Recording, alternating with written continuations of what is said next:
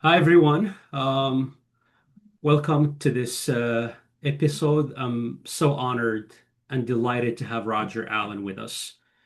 I know Roger Allen for over 20 years, and it's always a pleasure to have him and to chat with him. I'll give a brief bio of Roger Allen. I just want to say I might spend hours and hours to chat about his accomplishments, but I'll briefly say a few things about Roger, and then we'll go into details. Roger Allen was a professor, and he's actually professor emeritus at the University of Pennsylvania. And in June 2011, Allen retired from his position as the Sascha and Jane Patterson Harvie Professor of Social Thought and Comparative Ethics in the School of Art and Sciences at the University of Pennsylvania, where he also served as a professor of Arabic and Comparative Literature in the Department of Near Eastern Language and Civilization. He served as the president of the Middle East Studies Association of North America, MESA, for the year 2009 to 2010. Roger has done a lot of things. Roger's work theorized Arabic literature. He has published numerous monographs and also many, many novels in translations. Without further ado, we'll go into the conversations, and throughout this conversation, you'll get to hear about Roger's work, Roger's accomplishments. But one of the first things that I want us to get started on is to ask Roger Allen what sparked his interest in Arabic and why Arabic. That's a very interesting question. As you may not know, but I was born and brought up in England, um, went to school in my native city of Bristol, and I got a scholarship to study classics at Oxford, Lincoln College, Oxford, because I had been told as part of my career as a secondary school student, actually in a British public school, which means a private school, that all things being equal, the intellectual discipline to follow was classics, uh, at Oxford called Literae Humaniores, and that is not merely human letters. Humaniores is in the comparative. It means it's more human. So I had started Latin, believe it or not, at the age of 8, and I did Greek at the age of 12. I got to Oxford at the age of 18 and discovered after about, maybe 6 months in the first term of my freshman year there, that basically I was continuing to do what I'd been doing for the last several years before going to Oxford. And I remember it was February of 1962 that I finally decided that I was bored. And I was instructed that this was a dreadful decision to make, to abandon classics. But I insisted that I was more interested in studying a contemporary language. Well, the problem with that, of course, is to get into Oxford to study French, German, Spanish, Italian, Russian literature. You've had the sort of same pattern as I'd had in classics, but in that particular language or those languages. And the only exceptions to that were, of course, the languages that were not offered in the British educational system. I finished up in the study at St. John's College of Professor Beeston, Mm. the Gaudian professor of Arabic. He did something very, very clever. He produced a map of the Mediterranean. He said, look at the northern Mediterranean. Spain, France, let's slot in Switzerland, Italy, Yugoslavia as then was, Greece, Turkey. Every single one of those nations has its own separate language. Now, let's move to the southern shore of the Mediterranean. Morocco, Algeria, Tunisia, Libya, Egypt, by the way, I'll add in Syria and Lebanon, and the Arabian Peninsula and the Gulf, all the way to Oman. There is a single written language which unites all those, and it's Arabic. And don't you think that somewhere there, across that huge spread, there's something which might interest you with regard to its culture, its literature? Um, in a word, I bought it. I started Arabic from scratch at in April 1962. And I suppose, just to close this little bit here, I can call that the end of the beginning Mm-hmm. because that was the start of my career studying Arabic at Oxford, and it went on for 7 more years. And my that was really smart to actually have a map and show you the geography and Hmm. sort of the Hmm. importance of, Arabic. And you, I'm assuming then you started studying Arabic at Oxford. At that stage, did you travel overseas? Did you go to Yes, any parts of the Arab world? I I was awarded a travel grant by Oxford University. Um, that grant was worth, are you ready for this? Tell me. £10. Oh my. £10, which didn't actually go very far. But I'd been encouraged to go to uh, the centre, the British Diplomatic Corps Arabic Studies Centre, which was in the village of Shemlan, above Beirut in Lebanon. So I caught a train at Victoria Station in London, went to the coast, crossed the English Channel, and went all the way through Germany, all the way through Yugoslavia, as far as Athens, caught a Greek tramp steamer from Wow. Athens to Alexandria to Limassol to Beirut. How was your first visit? And I'm just Well, like really at that time in the 1960s, what were your impressions? How was Beirut and also of the course, place where you visited? Beirut was completely different from the way it is now. It was a lovely city. It was a prosperous city. And I remember, um, well, my first shock, of course, was to get off the boat and to realize here were people communicating with each other in Arabic. I've been learning the grammar and the wonderful system at Oxford, the old system whereby the purpose of learning languages is to read texts. And Correct. this has been a major part of my career, which is to persuade the teaching profession in general. I mean, in other languages as well. This was through ACTFL, the American Council of Teaching Foreign Languages. The purpose of learning languages is primarily and initially to communicate. Correct. To speak. Reading. But you see, when I began studying Arabic, it was unfortunate the system was very much like classics.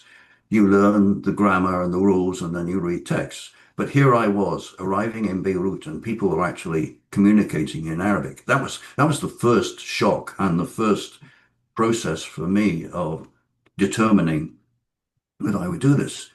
And I called a service taxi. We went up to Ali. We went across to Souk al Gharb, and then we went across to Shemlan. And here was this school where British diplomats were actually being taught to communicate in Arabic. And that was really the hugely important phase for me in the process of learning Arabic, which was, of course, to be radically enhanced by the arrival at Oxford of Mustafa Badawi. And how long did you stay in Lebanon, your first visit? Was it It's a 6-week course. It was 6 weeks, Wow. during which actually, there are a couple of my colleagues studying Arabic at Oxford as well. We took a service taxi. We went to see actually the British Royal Ballet performing at Baalbek in the famous temple there. And then we took another service taxi and we actually went to Damascus, and another service taxi and we went to Amman. And this is 1963. Wow. We took another taxi and we went to Jerusalem, So you've actually because went to different destinations at this time. Jerusalem was part of Jordan, or was, well, was administered by Jordan. So we just went straight there and came straight back over the weekend when there weren't classes. So, but the course itself was 6 weeks. Yeah, and then I went north to Turkey, to Istanbul, and all the way back to England again.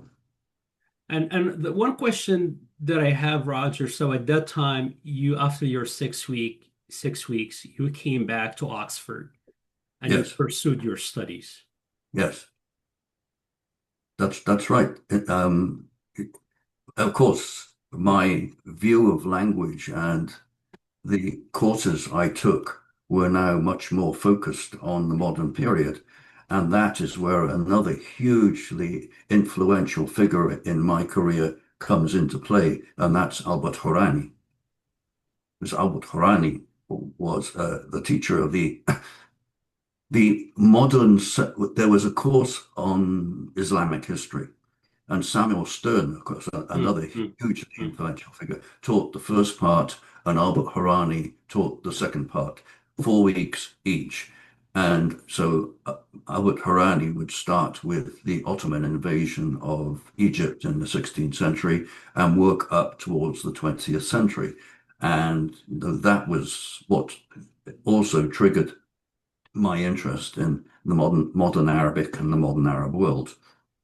But as I say, the arrival of Mustafa Badawi, who was actually going to teach classes in modern Arabic literature, it's difficult to say now what a pioneering gesture that was in general to recognize Absolutely. modern Arabic. And I have to say, this is part and parcel of something which happens both in England or Britain and the United States. In the United States, it was the NDEA Act of Mm. 1957 to 8, which basically said it's wonderful that we have this huge tradition, philological tradition of the study of Islam and of the Islamic world, but we simply need to be able to communicate far better with the inhabitants of all the various regions and nations of the Arabic-speaking world.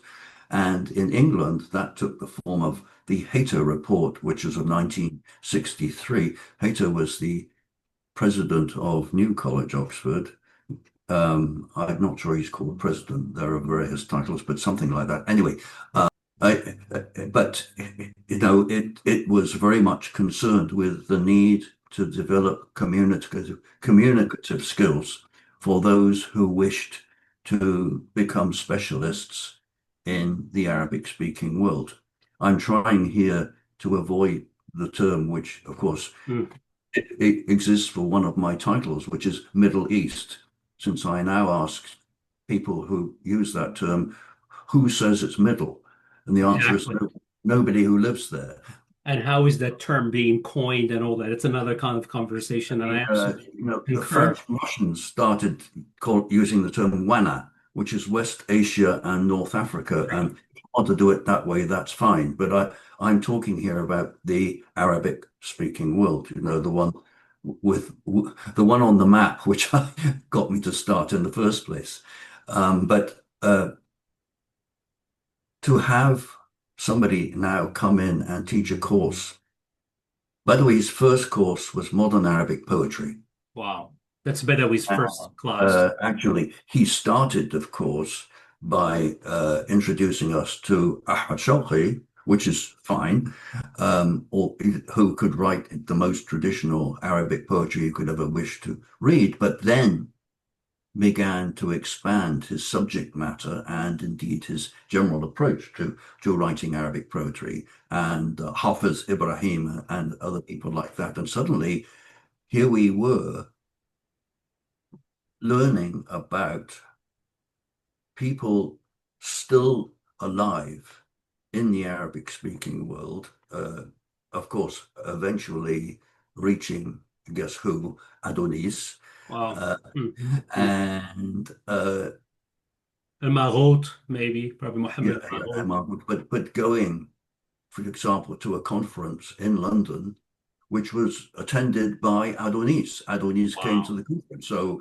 this is a wholly different, I don't know what to call it, a Experience. different approach, Yeah. but atmosphere, uh, but a major motivation to improve your knowledge rather than simply go to the library and And read read texts.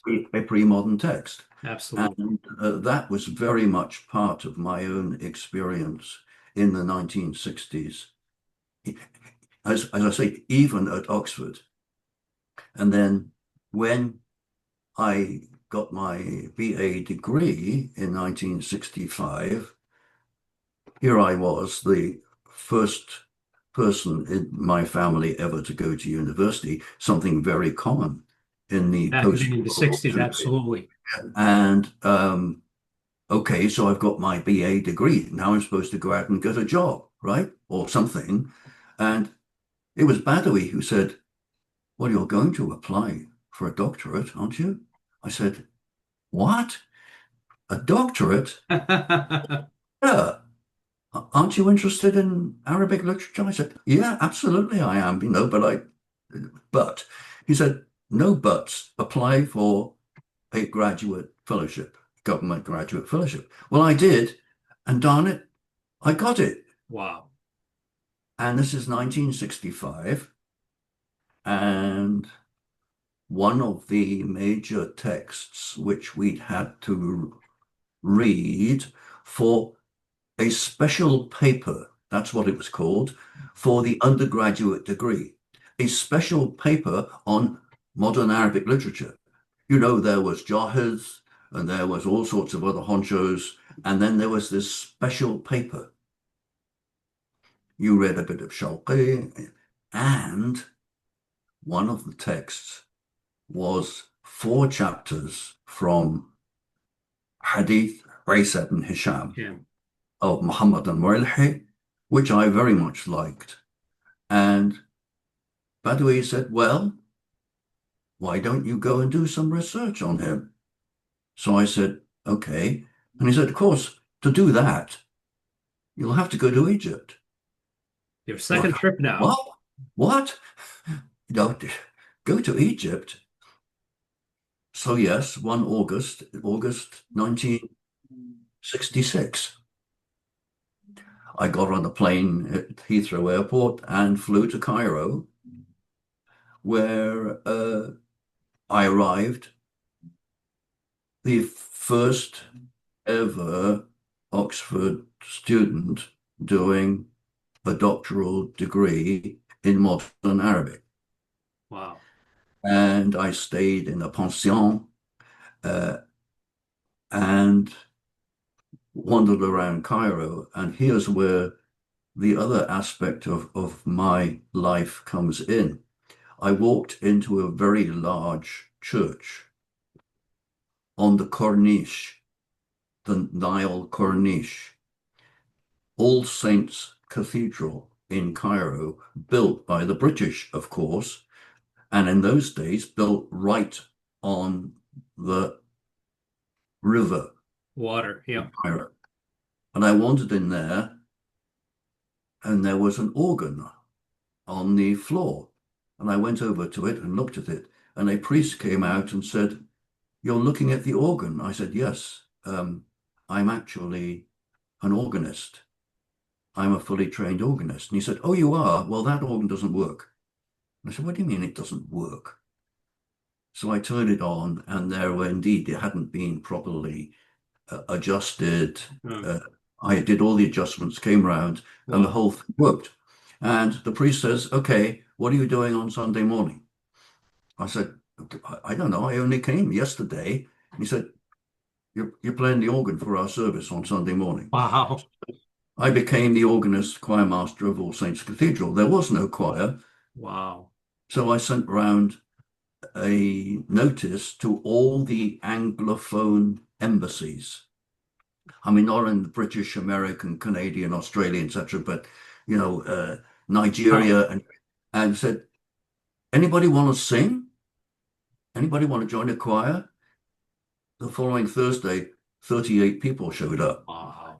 So Wow. suddenly we had a choir, and I was organist choir master. But what I had to do was every day get on a bus, go all the way across Cairo, and get off at the Qala, the citadel, right? And I had to climb up to the top of the citadel because that's where, believe it or not, the Darul Qutb's newspaper archive was kept. I had to get special permission because something I didn't know, there was a SAM missile site Mm. also up there at the top. So I had to get special permission from the Ministry of Defense, which I eventually did. And I spent, oh, 6 months at least going up there every single weekday and actually exploring the original text, which Moed had published week by week for 4 years, and brought all that back to Oxford. And that was the subject of my doctoral dissertation, the first ever doctoral dissertation, PhD. DPhil in Oxford. Defil, correct. In modern Yeah. Arabic literature. The first one ever in modern Arabic literature in 1968. And it was in that same year that Albert Hourani was in touch with Tom Naff, who had just been Mm. appointed Mm. director of the Near East Studies Center at Penn, and said, "Hey, we've got this new graduate in modern Arabic literature," and that was exactly what Penn was looking for. And so that was the year that I crossed the Atlantic and came to the University of Pennsylvania. How was the experience of you doing your DPhil? I mean, you spoke a little about it, but back then in the 60s, and given you received the first PhD ever from the University of Oxford in modern Arabic literature, were there other people, cohorts that were also studying, but you defended earlier than them? Were you Uh, the only person there? the one The one person who had, as it were, set the tone was Philip Stewart. Mm, mm, His translation of Aulad Haretnet mm, of Mahfouz was he got a Bachelor of Philosophy B.Phil degree mm, for his translation in 1962. mm. But and I've often discussed this with Philip. He then changed direction radically and became Oxford's lecturer in forestry, if you can believe it. Wow. What a radical change. Yeah, but he was always interested in Arabic. But that translation, which is called Children of Gebelawi, Mm, mm, mm, that's the English translation. mm. There are two translations of that book, but Children of Gebelawi is the one which is closest to Mahfouz's intentions, because, of course, you probably know it was an extremely controversial publication. Absolutely. Got him into all sorts of trouble, including attempts at killing him in 1994. Absolutely. But Philip based it on the original Al Ahram. Um, mm, The other translation, um, Children of the Alley, mm, is based on a somewhat faulty edition of the text published without Mahfouz's knowledge or permission mm. in Beirut. Yeah. But that was Philip. But as I say, I was the first person to go all the way to the doctorate. And yes, um, so many of my colleagues were immediately behind me. I think firstly of Robin Ossel, Mm, who became lecturer in modern Arabic at Oxford, Hilary Kilpatrick, mm. um, Paul Starkey. These were all people, in fact, some of them remember that when it came time to read Al-Muwalhi for the undergraduate degree, Badawi said to me, "You're going to teach that because you know more about it now than I do." And I said, "Oh, okay." So I actually, as it were, taught some of those people I've just mentioned, although obviously they studied primarily with Mustafa Badawi. Yes. But that's really amazing just to think of that. Now let's move to the chapter of you arriving to UPenn, and that's the late 1960s. Could you tell us a little bit about that? Coming to Philly, Yes. starting your new position. I want to I mean, hear a little yeah. bit about that. I'm sure the viewers would want to hear about that experience, You, primarily the beginning of that yeah, experience. you may know, of course, that Penn, at the University of Pennsylvania Museum, is one of the greatest centers for the study of the ancient East in the world. And along with the British Museum and Cambridge University Library, it has one of the largest collections of cuneiform tablets. I say this because when I arrived at Penn, um, Tom Naff, who had just been appointed director of the Near East Center, funded by the Department of Education, took me to the first faculty meeting. And we walked into this room, and there was this phalanx of the world's most famous scholars in every conceivable field.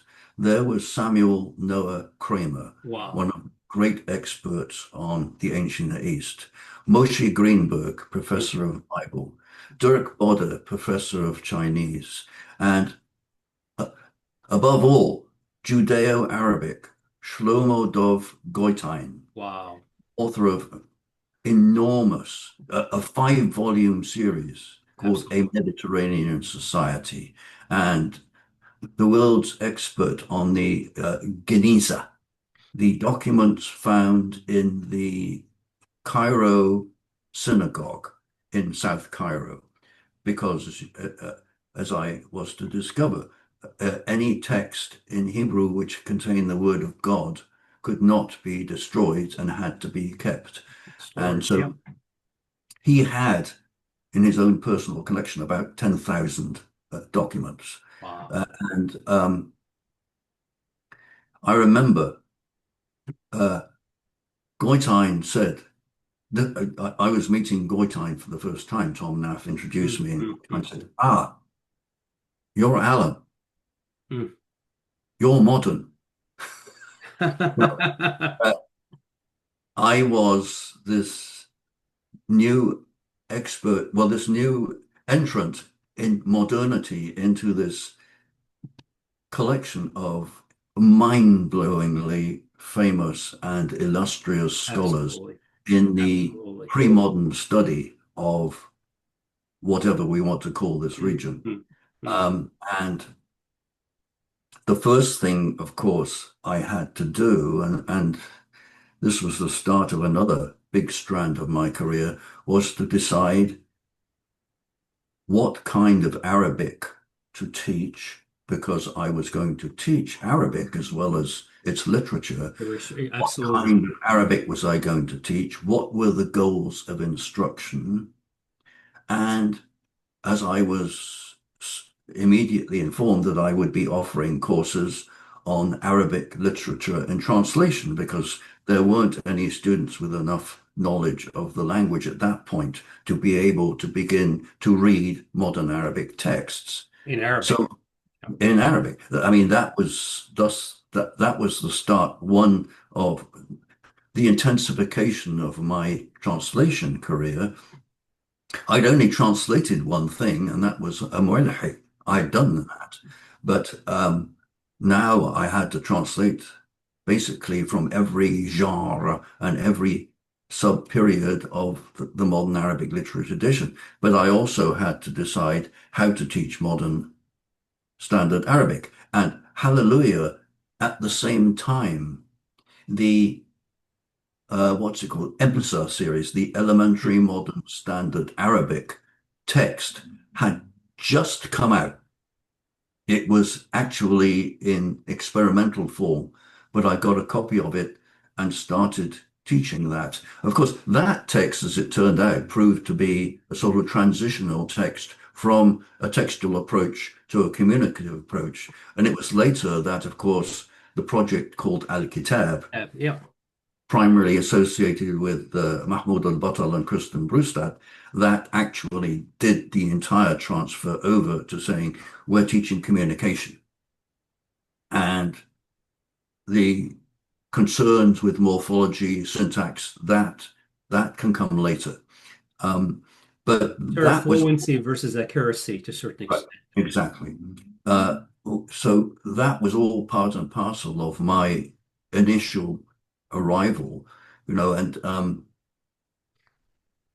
part of the process of my continuing to do research in Cairo was that one of Mustafa Badawi's closest friends was Magdi Wahba. Mm, mm. Magdi Wahba was the Undersecretary of State for Culture in the Ministry of Culture in Egypt and made all sorts of arrangements for me, one of which was to take me one day in 1970 to Zamalek. We crossed the Abu al-Ala Bridge and we turned right and stopped at the building immediately there, the building of the cinema organization, where there resided the primary censor of the cinema organization, a certain person named Naguib Mahfouz.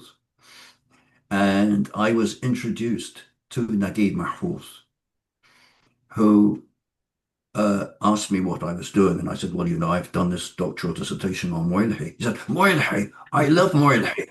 He said, my father made me memorize whole chunks of it. Wow. So we talked about that for a while. And he said, are you interested in anything I've written? I said, you kidding me? I said, yes. And he said, well, do you want to translate some of it? And I said, yes, actually, I've been toying with the idea of translating some of your short stories, which you published in Al Ahram. I didn't, actually, I did mention one novel, As-Summan wa Kharif. Mm, mm. And he said, make a list of what you want to translate. So I made a list of stories and I added As-Summan wa Kharif. And 1972, the American University in Cairo Press announces we have an agreement with Mahfouz to publish 5 of his novels in English translation. So I immediately wrote and said, guess what? I'm doing As-Summan wa Kharif. And they took it, believe it or not, it didn't come out till 1985. Wow. But Wow.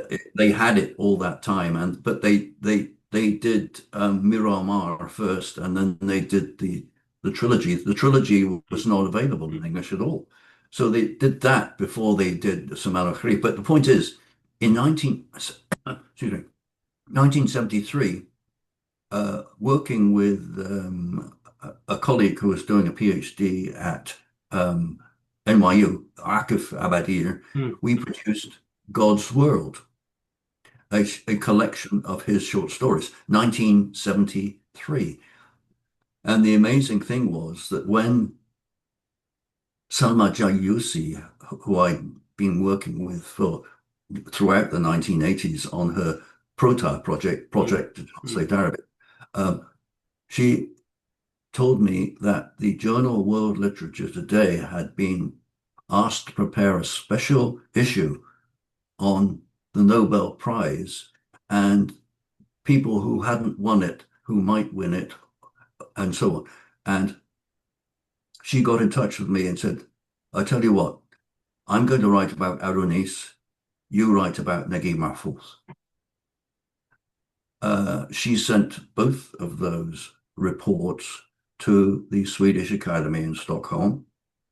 She had formed a very close friendship with a major Swedish intellectual and admirer of Arabic literature named Sigrid Kalle, and it was sent to the Swedish Academy.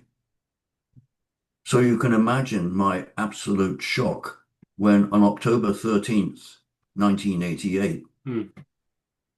I The get a announcement. telephone I got a telephone call from China at 7:30 in the morning saying, Professor Allen, we need to talk to you about Naguib Mahfouz. And I said, oh yeah. He said, you know he's won the Nobel Prize, right? I said, what?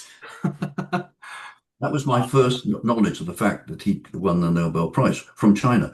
And needless to say, that day, and I can probably say that whole year, radically changed my entire life. Absolutely. And as Mahfouz said, you think you had a problem? What about mine? I couldn't do anything, for a year. He didn't actually go. I don't know if you know this. Yeah, yeah. Yeah. He didn't go to Sweden because he really doesn't like traveling very much.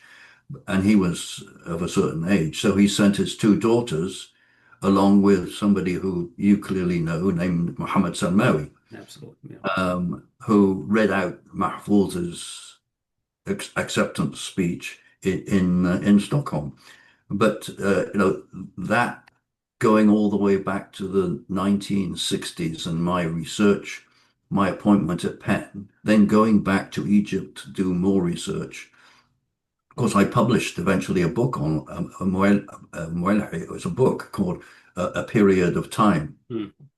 And now it's since come out in digital form as well. But that sort of ties all this together and involves not only my interest in and my eventual heavy involvement in language teaching, but also my equally heavily involvement in translation. We're gonna come to Najib Mahfouz maybe later because I want you to talk a little bit about the encounter when you went back and you actually met with him.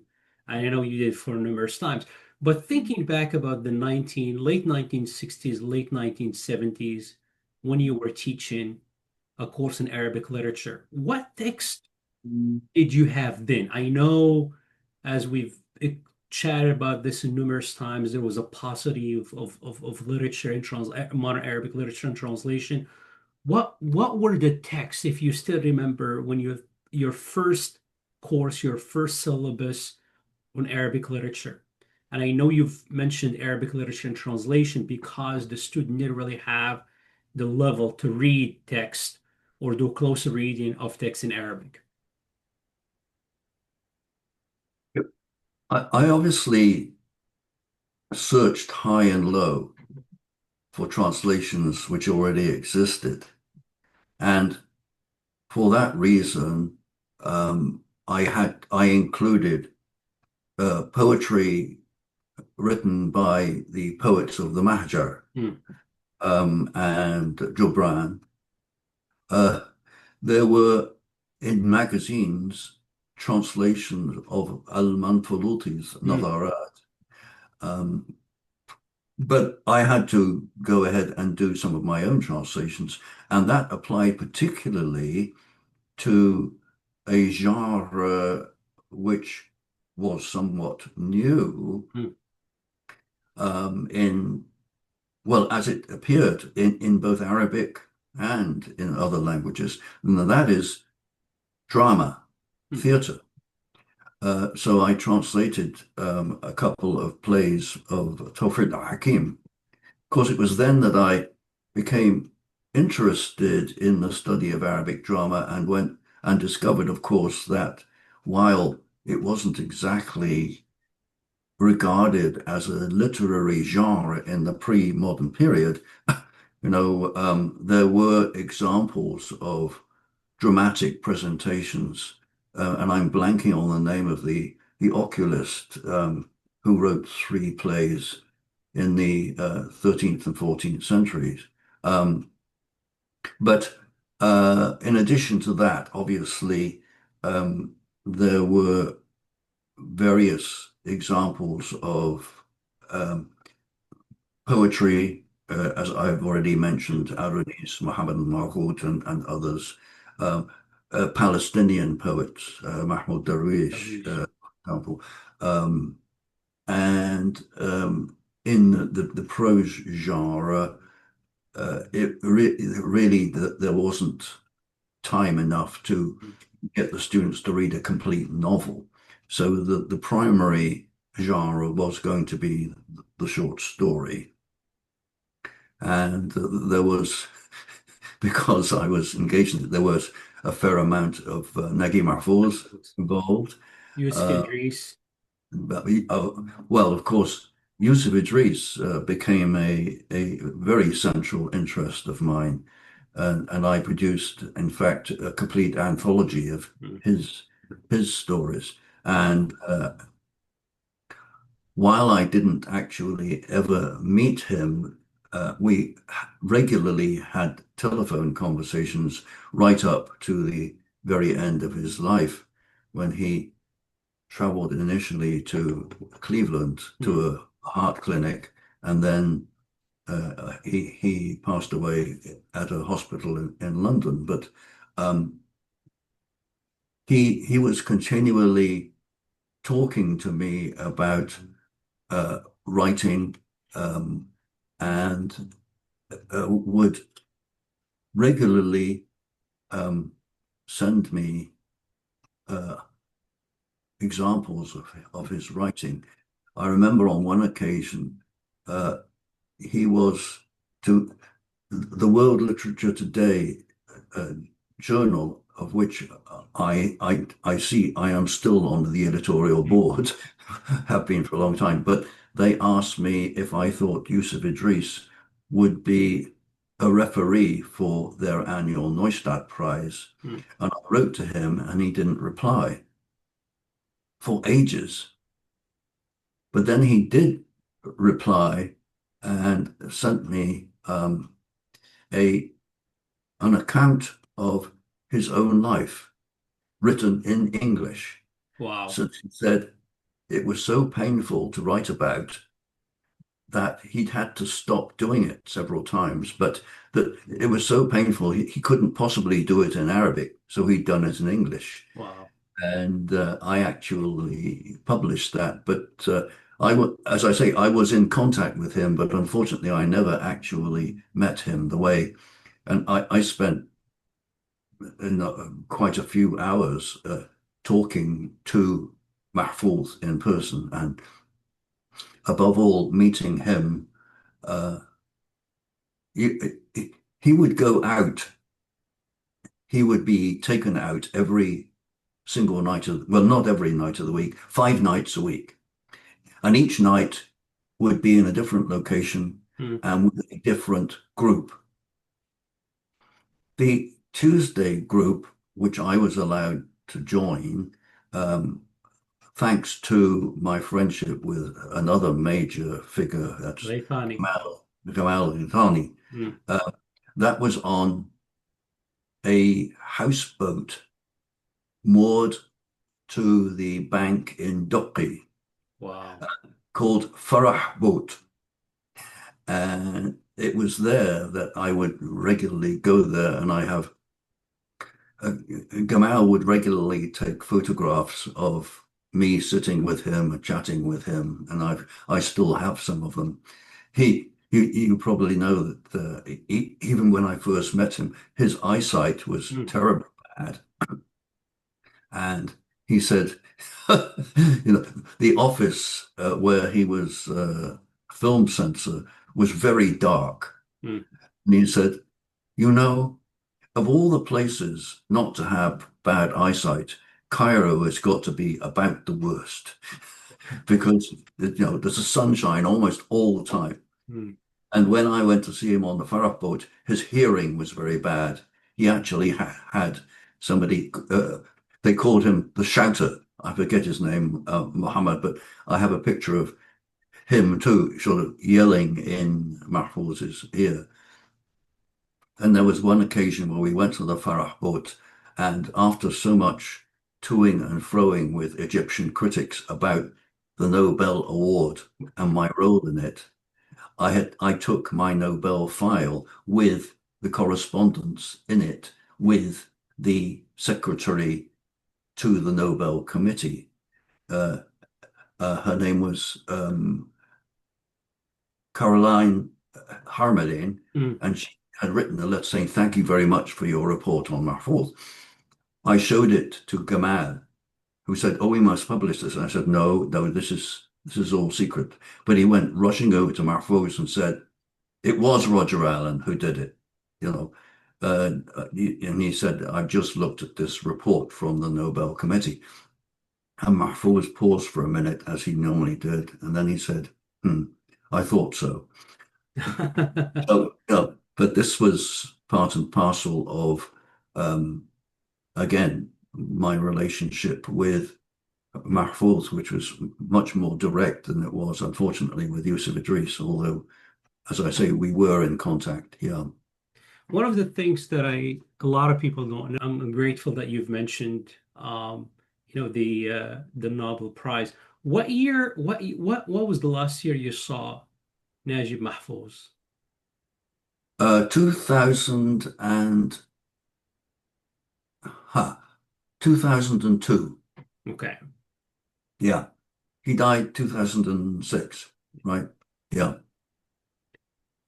So one of the things I thought probably we'll switch a little bit and talk a little bit about your scholarship. And I want to go back to the 1970s. And if you vividly probably remember, what are some of the burning questions you had then as an intellectual, as the beginning of your research?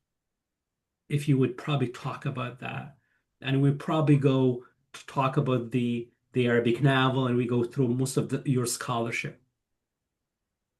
Well, it, But early questions that you yeah. had, Well, and of course things it- come, of course, as you mentioned earlier, from Hadith Isa ibn Hisham, and you talk about, your DPhil dissertation.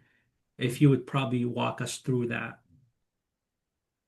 well, I mean, once the dissertation was published on Muelhi, it became clear to me, that I had to expand, although it also was then clear to me that my primary interest was in narrative, Mm, particularly modern fiction. But as time has developed, the narrative has also involved an interest in pre-modern narratives, and particularly mm.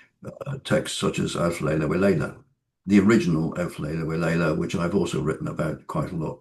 But there was a while, and I think I've already referred to this, when I was very interested in the development of drama. Mm. But the one thing that became clear to me was that you can't really specialize in drama simply by reading texts, because drama is performance.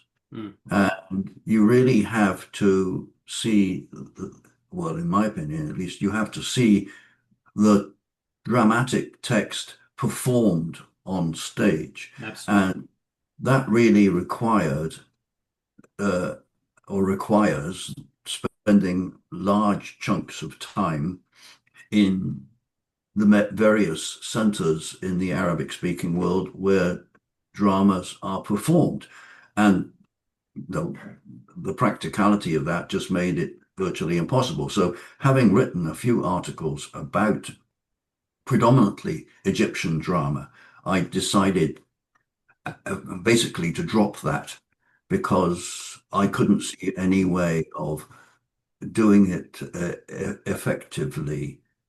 So, while I had looked at Yusuf Idris's play, and the dimensions of the absurdity which he introduced into it, I decided to concentrate primarily on narratives, which was where I started developing the materials in order to write what would turn out to be the first book on the Arabic novel. No.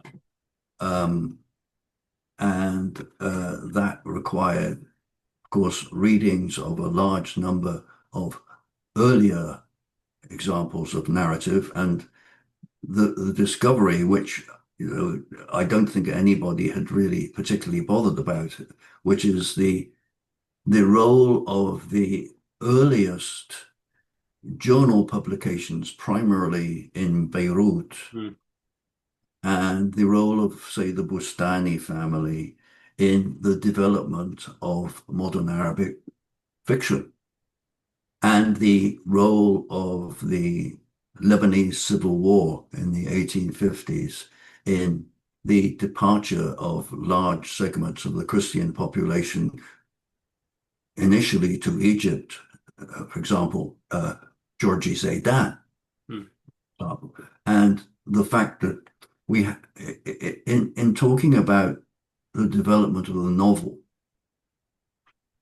above all, we had to get away from this notion that Haikal Zainab is the first Arabic novel. Well, okay, it certainly is a major gesture in that direction, but that leaves out, among other people, Muhammad al-Warlihi's work, which is a narrative.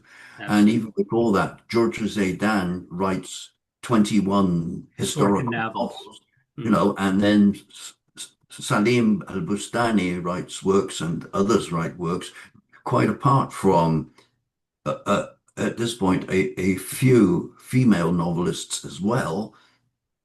And this required a radical relooking at the development of narratives in modern Arabic and the the role of serialization absolutely. in that. And then, of course, I immediately realized, guess what?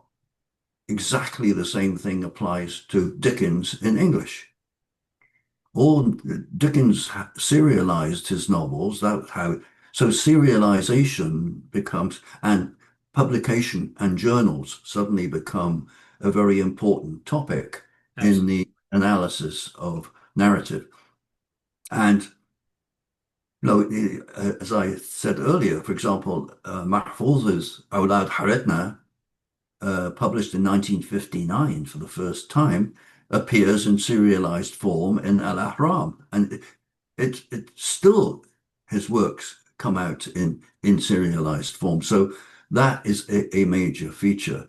Um, موسم الهجرة إلى الشمال also yes, sterilized. yes, yes, exactly. So all these factors become interesting, but part of the process of investigating precedents and beginnings or purported beginnings led me again to challenge the primary, uh, what's the word, the primary environment Mm, within which studies in general were being framed, namely that it was the advent of Western thought mm, mm. that is the primary motivating fact in the revival of Arabic literature. In fact, coining the term revival. And I keep saying the word nahda in Arabic Mm, implies that something which has happened before it is mm. somehow moribund or dead Or or boring dormant. or Mm, all three. mm. And that is the beginning of the process where I've been trying to emphasize continuities Not across time ruptures, absolutely. as opposed to divides. And that I've spent now quite a bit of time in my career, particularly in my book on the Arabic literature tradition in general, Mm, um, talking in terms of individual genre rather than talking in terms of time periods, mm. and particularly a classical period which somehow comes crashing to an end with the fall of Baghdad in 1258. And then, what's it called now? Asr and Hitat, I thought, mm, right? Uh, that, no, as though, okay, Tahir Hussein actually came back from Paris and actually said this. You know, if you want to see the precedents of modern Arabic literature, then you have to go back to the 11th century because everything in between is dead, boring, uninteresting, etc.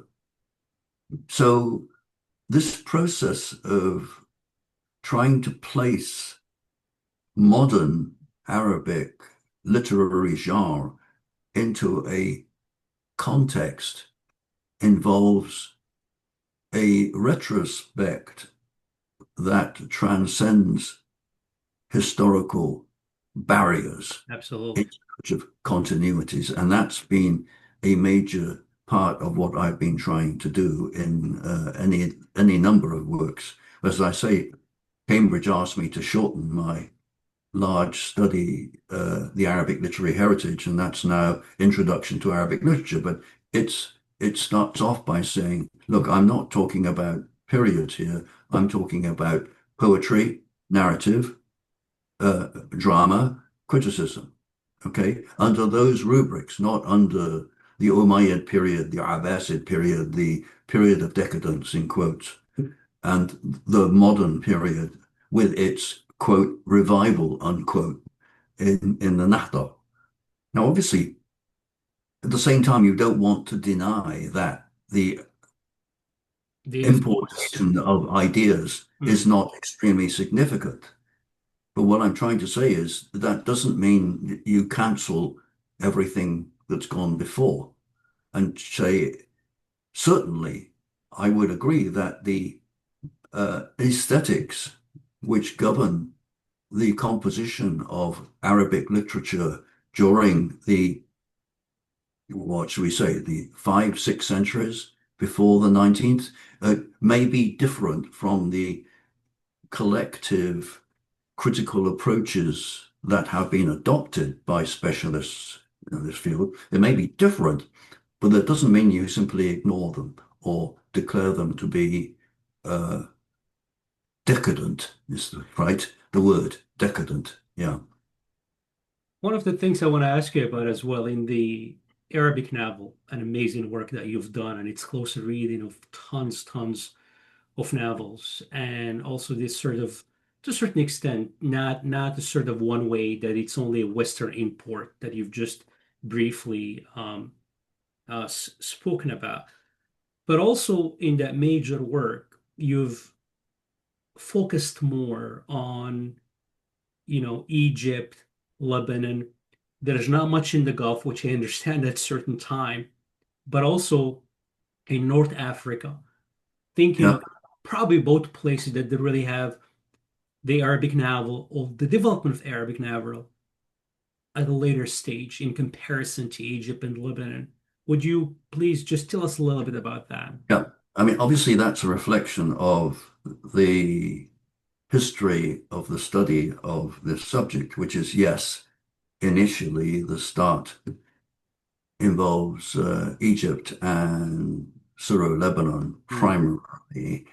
Um, and in fact, as you probably know, the second edition of my Arabic novel book specifically adds um, the contribution of Hmm. the uh, Maghribi writers to to the field.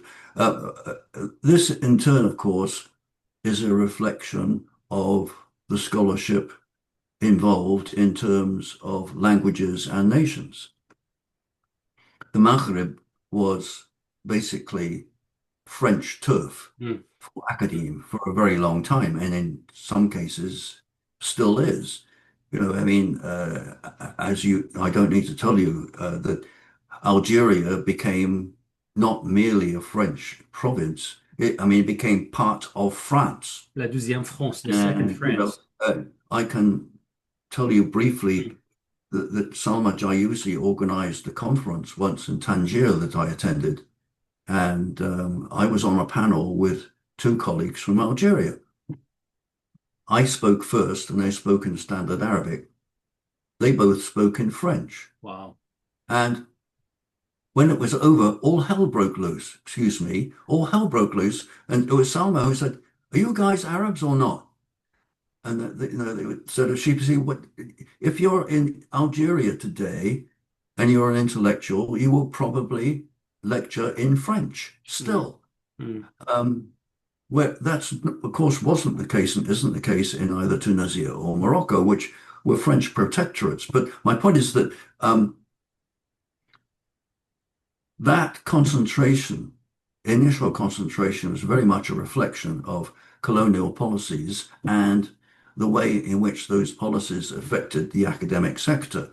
Um, but you're right, that when I wrote the initial version of my novel book as a series of lectures at the University of Manchester for 1978, I wasn't aware of a single Saudi novel or a Gulf novel. Mm, mm. Of course, that has been a development of more recent times. And frankly, I've been asked several times if I was going to do a third edition of my novel book. And I said no, simply because that's not possible anymore. You can't cover the entire Arabic speaking world's contributions to fiction anymore in a single book. Or if you do, Absolutely. it's really going to be Volumes. either enormous or very superficial. Mm, That, but in addition to that, the fact that in literature studies, the theoretical approach has gained traction um, to a large degree, so that what we need now are studies of the novel genre from a variety of different points of view, whether it's feminism or whatever it is. But that I have told them, that novel is a sort of reflection of its time, initially in 1970s, and then the second edition in the 1990s, which has got far more in it about um, the Maghreb. But an interesting feature here, is I also have two chapters in the Cambridge mm. history volume on modern Arabic literature. What the second volume, I mean, the second chapter, with the two chapters, the early modern novel, Arabic novel, the second one, the Arabic novel outside Egypt. Egypt. And, I think back on that thing, I think, well, uh, not my choice of title, I hasten to That's what I add, was but going to ask you outside of Egypt. What does that there it really is. mean? I was suddenly the person who was going to write. Hilary Kilpatrick wrote about the one inside Egypt, and I wrote about everywhere else. Uh, so yeah, I mean that very much that issue is very much a reflection of the development in modern Arabic literature studies. Yes. And one thing that I would like to chat about a little bit is to talk about the translation and talk about the process of translation, but also talk about what sparked. I mean, it's obvious being in modern Arabic literature and comparative literature. And as you mentioned earlier, it was something you had to do even for your first syllabus to be able to Mhm. have work in translation, modern Arabic in translation. Could you talk a little bit about that process? And we'll go more in details about your accomplishments. I believe at this stage you're almost up to 60 novels being translated from Arabic into English. Yeah. In fact, since my retirement, I've concentrated entirely, entirely on translation. I haven't been doing any research or publications of that kind, and I don't know if you're aware of the existence now of a new press in London, Dar Arab, Yeah. funded from Oman. Uh, and I think since 2018, I've published eight translations of modern Arabic fiction. I mean, uh, I'm currently now working on the latest one by Ahmed Tawfiq in Morocco, which is called Wahd Tanuna, uh, which is from 2024. He sent me another one since then, but I haven't started on that yet because I'm You've working on, translated maybe about 5 or 6 of his novels at this stage. yes, Four thus far, yes. Okay. Starting with Jarat Abi Musa, So, yeah. mm, But I'm currently expecting to work on the proofs of Al-Ghawwas by Reem Bassiouni, which Basically. is about uh, Al-Ghazali, who's, of course, a hugely important figure. But I had no idea till I translated this work what an interesting career he had. That when he's Imam of Baghdad and he has a major mental breakdown. I Mm. didn't, and so that's all there. Um, but as you say, the motivation to translate was initially the need to have texts Mm. to introduce. But I mean, when you meet Mahfouz or you talk to Yusuf Idris and any number of other major authors, um, the desire to connect with them and to see that connection made available to an English reading public, that to me is an important function of translation and my role in doing it. I've just passed 60, the Wow. number of texts I've published. Yes, I mean of all different kinds, but working on my own, probably for the majority of them, but also working with colleagues like Adnan Haider and Abadir for the Mahfouz collection. Um, but most Zabra fascinating Ibrahim Zabra. job, oh, yes, right. Most fascinating, the project based in Toledo in Spain Mm. called Qiratul Mutawassit, um, where at least six of us from six different languages translated the same text and gathered in Toledo with Wow. the author and How was that discussed. experience? Oh, it was absolutely magical. What I did there was, of all things, the aphorisms of Ibrahim al-Qawni, called A Sleepless Eye. Mm-hmm. And um, meeting al-Qawni, I have met al-Qawni and had many chats with him too, um, in Switzerland, actually, which is where he was. But uh, translation, it is a massive exercise in interpretation, but in transcultural contact. And that to me has always made it extremely interesting and extremely valuable.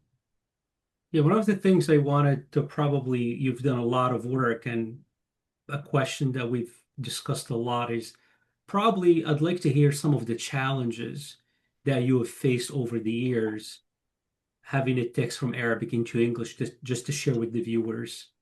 What are some of the challenges, and how did you go about, addressing those challenges? But of course, the biggest challenge in translation is to decide, um, or to quote the German philosopher Schleiermacher, Hmm. are you making the text easy, easily accessible? He calls it domesticating the text. Hmm. Or are you deciding, no, that's not the purpose of translation. It's not to present readers with the familiar. It's to present readers with the something that's different, and I would even say that's difficult. Schleiermacher calls that foreignizing the reader. And it's there in that divide that the primary decision-making process comes and the difficulties come. Um, it's Eugene Nida who translated the Bible, who talks about source text, target text, and between the two, intertext. mm, So you choose your source text, and in my case, as far as possible, get in touch with the author and discuss that. But then I can say, even with somebody like Jabra, who you mentioned, whose English was better than mine, I mean, his English was absolutely astonishing, and his knowledge of English and English literature. You probably know his first two mm. novels were written in English, right? But he said, "You're the translator. I wrote the original. This is his novels. So you're the one who makes the decisions, not me." Even though, I sent him the translations, and I sent him the translations, and he wrote back with all sorts of comments all over the place. But he said, "You're deciding." Wow. But uh, to then decide how difficult is difficult. Mm, Um, the Something I've been dealing with recently, footnotes. mm, mm, mm. I have always said no footnotes to translations. And you may have noticed all my translations have afterwords. They don't have forewords Correct. because I want the reader to have direct exposure To the text. to the text without any intermediaries at all of any kind.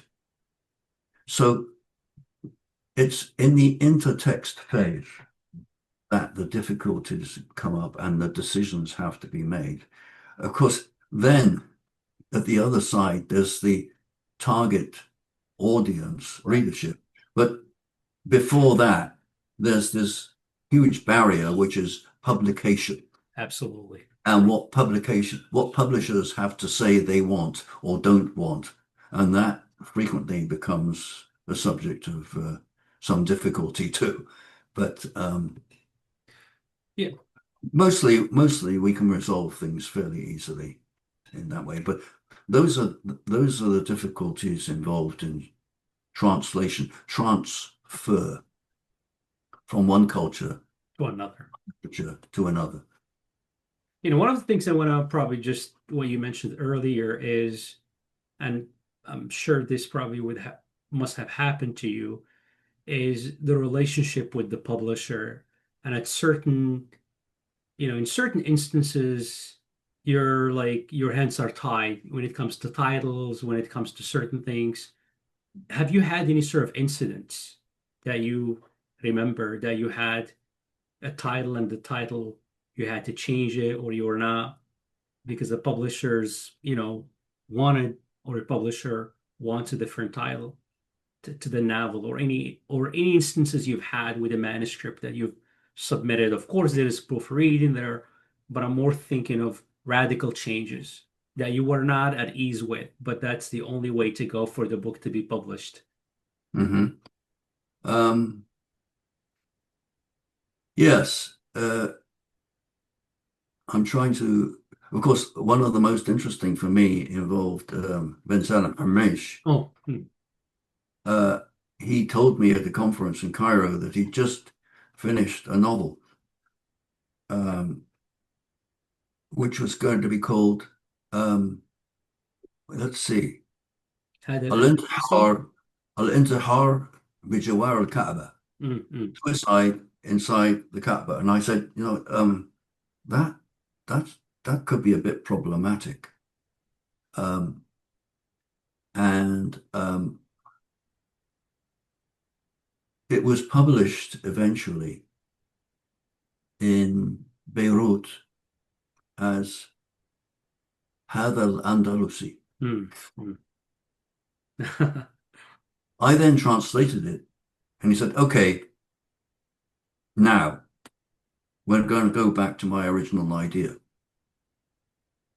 And my translation is called A Muslim Suicide. So part and parcel about what he wanted to talk. But I'm trying to think of other instances. I can't really come up with any instances where I've had real I mean, there was trouble with that title, but that was the Arabic title of the original. Mm. But uh, with translations I've done, I can't really come up with any uh, version where something that I've translated has caused any problems. Oh yes, I can. One the Another of Hamish's titles, um, The Theocrat. Mm. It's not the original title of that, and I'm blanking. I'm 83 years old, and my memory is not what it was. But that was not the original title, and the American University Press did not like the original title, so that's quite different. And his novel about Ibn Khaldun, which also has a different title, the Polymath, Mm. Mm. um, which is, I mean, I guess Al-Allama, the Mm. Mm. Polymath is not too bad, but the Theocrat, I can't remember what the original title of that is. Um, but it's about Al-Hakim, the Mm. very controversial Shia Figure. Mm. caliph in Cairo. But apart from that, no, basically everything I proposed has come to pass. Another thing I'm thinking about also to discuss, and we've discussed this in the past, is sort of the paucity of, Arabic literature in translation. Of course, lately there has been a slight increase, and there has been small publishers. You mentioned Dar al-Arab, and there are others. Could you speak a little bit about that? And even like the change that happened from 1970s till today, since you've really started this work early on, and you could speak almost about like 5 decades of work, and what has changed throughout all this period in terms of translation, publishers, the amount of Arabic literature translation, Mhm. English translation. Well, firstly, I think the situation in Britain is far superior to what it is in the United States. It's in the United States, the number of publishers ready and willing to publish uh, translations of works of Arabic literature is significantly less than it used to be. Um, and that's where I give great praise to Syracuse University Press, but also, of course, to Michel Mouchabak's Mm-hmm. interlink. Interlink. Uh, Yep. but the University of Texas Press used to have a series. University of California Press used to have a series. Columbia Press published an enormous number of huge volumes of works under Salma Jayusi's Mm-hmm. prota. I mean, big anthologies of poetry, fiction, drama, you name it. But uh, there are interesting contrasts to be made with about readerships. Absolutely. The readership of Arabic literature in the United States is primarily focused on the academic sector, it seems to me. Mm-hmm. Um, I frequently suggested that Arabic literature for most literary reviews is a flyover zone. That's what I call it. Yeah, I mean, that's true. how, how often do you see anything? Mm. But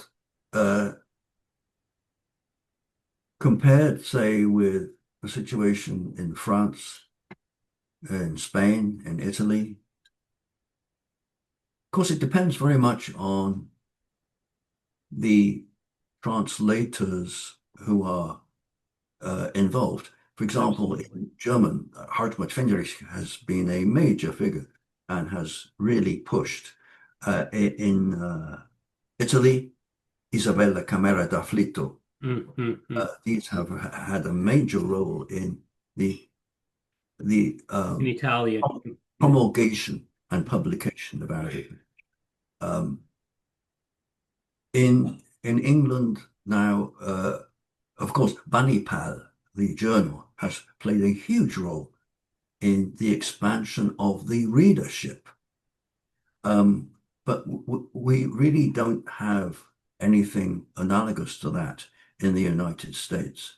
Uh, a group of people who really push publishers to actually develop a readership for uh, Arabic literature, modern Arabic literature. And as I say, it's only colleagues working in the academic sector who are the people who will expose the largest number of people to examples from it. And that's really not very large compared with Britain, and particularly publishers of other languages, such as the ones I've mentioned.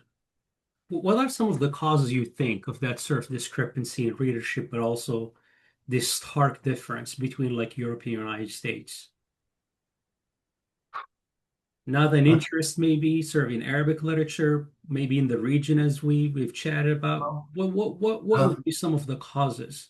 well, it's partially with it's funding for a start. Hmm. Uh, I mean, Banapal got funding to launch this magazine and a public library in London and an annual prize and an annual lecture. Um, And who's funding that in the United States? hmm, that's true. Uh, That's true. nobody, nobody seems interested in doing it. You know? And you also, when you think about Bunny Pub, but it's unfortunately came to an end, Yes. I think a quarter of a So, century. right. Yep. No. So, what the future there is unclear. But I hope it doesn't sink as low as it appears to be here in terms of general public readership. Correct. To stay in the topic just of translation, I'd like to ask you to speak a little bit about your relationship with the numerous authors and your relationship with them, and a little talk about the process of translating their work while you were in communication with them. I mean, recently could be Reem Bassiouni or prior authors that you've worked with. And has that relationship impacted the work in any shape or form? Hmm. Well, I mean, I've spoken about several authors, Mahfouz, Idris, Jabra, and now Reem and Ahmed Tawfiq. Basically, I've certainly been in touch with them during the selection process. Well, partially because I firstly have to get their permission to do it in the first place. And I know that I've never had any problems getting that to happen. But as I say, the extent of their interest in the translation process has varied quite widely. I mean, Mhm. Ahmed Tawfiq, as you know, he's Minister of Religious Affairs in your homeland. So, Absolutely. Yep. he's not exactly going to spend a huge amount of time fussing about what I'm doing to his texts. But he's always very happy to get And the they're results. brilliant Yes. translations. Yes. Absolutely. I've read them. And, his secretary, Suad, is in regular contact with me about, she's the primary conduit there. No, but excuse me, somebody like Jabra, who's a translator himself. I mean, yeah, he was really interested in the process. Um, but Mahfouz would regularly be in touch with me. I mean, when I translated his Mirrors Al Maraya, Mm. he had actually contacted me and say, "Hey, check these out when they come out because they're coming out in an unusual place. They're coming out in the TV journal, Al Wow. Izzaa wa Television." Mm. Um, that's because my friend Saif Wanli, the painter, has done a series of portraits, and I want to have them. And Al Ahram clearly couldn't do that. So there hasn't been any case where dealing with an author has somehow been problematic in any way. Um, I'm glad to say, but somebody else, of course, who actually approached me to translate her work was Hanan Sheikh. Mm. Um, and there again, by the way, while we think about titles, حكايتي شرح يطول. Oh. Um, she didn't like the English title. What my story is a long commentary or whatever. Uh, and they decided to use um, a folk tale which comes right at the very end. I think it's called The It's a Locust of strange title. Yeah, yeah. Um, but as I say, talking about authors and translations, it's always been a great pleasure and privilege And to how is work. it with Reem Bassiouni? Because you've been working a lot with Reem, I would say for the last probably 7, 8 years, Yes. maybe more than that. Well, it was Michael Beard, who is one of the editors of the Syracuse series, who had asked me if I'd read um, um, Awlad Nas, the Mm. first one she did, which is about the capture of Cairo by the Ottomans um, and Sultan Hassan's mosque. Uh, he was the one who sent me the text and then told Reem, and Reem then got in touch with me because we'd known each other. She taught Arabic in the United States. I don't know if you know that, but she did. She was at Georgetown. Utah first, then And you Georgia. found in Georgetown, yeah. I think I met her in Utah. But anyway, once again, she's been always interested, and we've been in email contact constantly. And but she's never interfered in any way or commented, or she's always been very happy about the translations. I mean, they're And brilliant translations. well, Most of the one that came out. yeah, yeah. Well, let's see. Mario and Abu Abbas is with Dar al Arab in Mm. London. Mm. Um, Al Halwani just came out, the Halva seller, Mm. Halva maker, and as I say, Al Ghawwas is with Syracuse and will be coming out at some point. But by the way, she's threatening me with a new novel right now. I mean, soon again. Yeah, I have no. She's still writing it. You see, but in some cases, in one She's case, I forget. absolutely prolific. I think in the last Yeah, few oh, years, she has written so many novels. yes. Well, in one case, she sent me the novel in stages as she was writing it, and I actually finished the translation before the original came out. Wow. And she said, "Don't just hold it. No, let me get the original text out first before you publish the translation." I forget which one it was, but yeah, she is prolific and she's really very good, and she does her scholarly research for each one. Oh Absolutely. my Yeah. goodness, does she ever? Absolutely. Oh, You the could see one, one on Ghazali. Absolutely. yeah, Maybe one final which thing. got me, Yeah. the thing which got me, the one on Al-Qata'iyah Mm. on Ibn Tulun. Suddenly there was this word, Ara'is, and I said, brides, right? And I had to write to her and say, what the heck is this? And she said, it's a specialist term in architecture for crenellations. And I had to Wow. look at what crenellations are in English. Wow. Wow. It's the well, if you look at the Ibn Tulun Mosque, yes, right at the top there are all these intertwined, and it's as though As they are one. a bridal couple Yeah. is Yeah. embracing. As they Yes, are one. but that was that's Arais, and I said, what on earth am I talking about brides for? But anyway, so But otherwise, she leaves me entirely alone, and she's looking forward to the diver coming out right now, as am I. That's right. I very much look forward to that.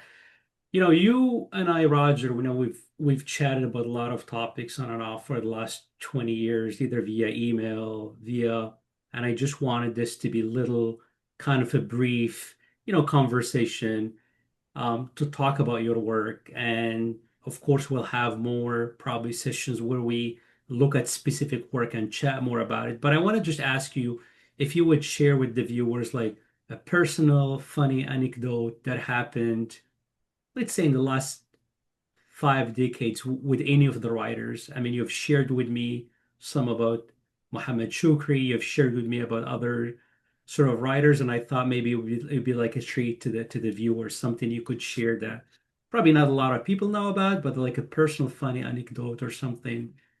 You know, Hmm, we're thinking about, 5 decades of work. So I know I'm hmm, putting you on the spot, but if you could just think of something you want to share hmm.